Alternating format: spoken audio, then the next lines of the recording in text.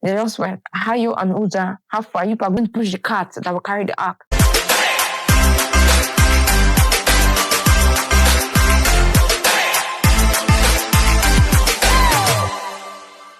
So I'm recently been through the book of First Chronicles, and I saw something remarkable, came across something remarkable that I thought to share. And it spans First Chronicles 13 to 16. Yeah. As far as I go, I hope you can see this. I am marking it the traditional way. You can see it. Yeah. I'm marking the traditional way. I do have a second Bible that there's a designated portion for notes, but between me and you, this is just very familiar. So yeah, the book of First Chronicles 13 to 16 basically sums up the story of the return of the ark. A little backstory. The ark was taken. It was used as a talisman in battle by Saul, and it was taken by the Philistines. They did return it because they found that you couldn't seize the presence of God, and you couldn't treat it as a battle artifact. No. So they did return it, but not to its rightful place. And in First Chronicles 13 was where David said, you know what, let's go get this ark back and return it to its rightful position. And everybody was happy, overjoyed. Yay, the presence of God is coming back, yay. And then they just dressed a ragtag party and they went to get the ark. And on their way back, somebody died. Somebody paid the ultimate price for this decision. David was angry. When I first read this story, I was angry. It did not make sense to me. What do you mean? He was just trying to support the ark. But then I began to learn. The Holy Spirit began to take me through lessons that, the reason why Uzzah paid the ultimate price in the first place. So the ark had specifications, how to be handled, who to handle it, the conditions of handling. It had everything, specifications that had been given to the Israelites. But in this perhaps joyous return, it wasn't handled this way. It was definitely not handled this way. They just went, how you and Uzzah, how far you are going to push the cart that will carry the ark? Why won't the ark fall? Why people are pushing it? But why? It wasn't meant to be pushed in the cart unless we're specified.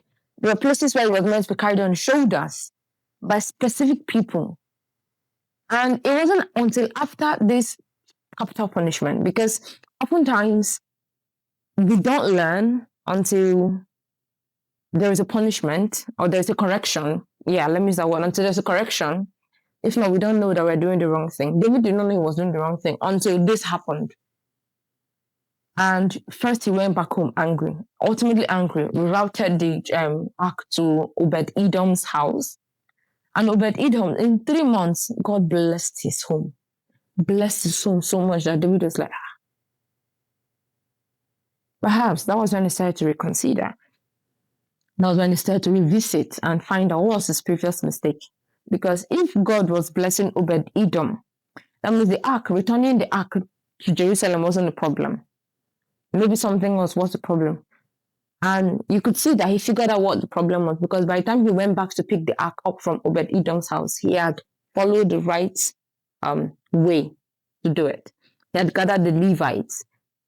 He had gathered sacrifices. He had gathered singers, praise and worshippers, worship. He had prepared to dance. That was the right way he was supposed to do it in the first place. And this time around, the presence of God grew. See, today there's a song. I will dance like David danced. Because then in that return, in that bringing the ark back to Jerusalem, David danced.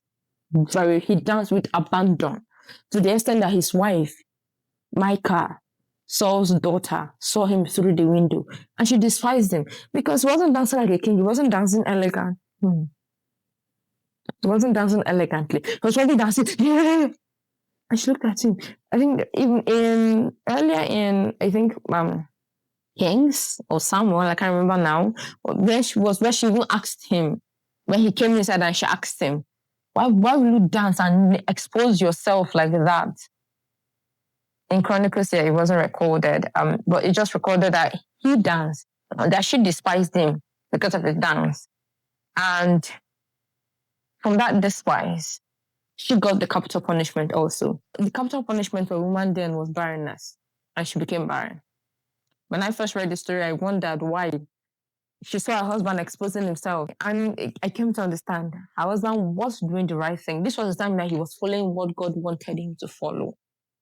And for her to despise him, in Nigeria, we say she was a weapon fashioned against him in that moment.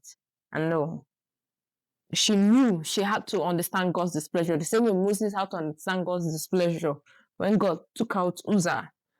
It seems so extreme, but yeah, oftentimes that is God we serve. There have been several times in my life where everything seems to just working fine. I am even doing taking things, doing I'm taking liberties and stuff, and everything seems to be working fine until I get to a wall. And I hit such a wall that even I know that something had to have gone wrong.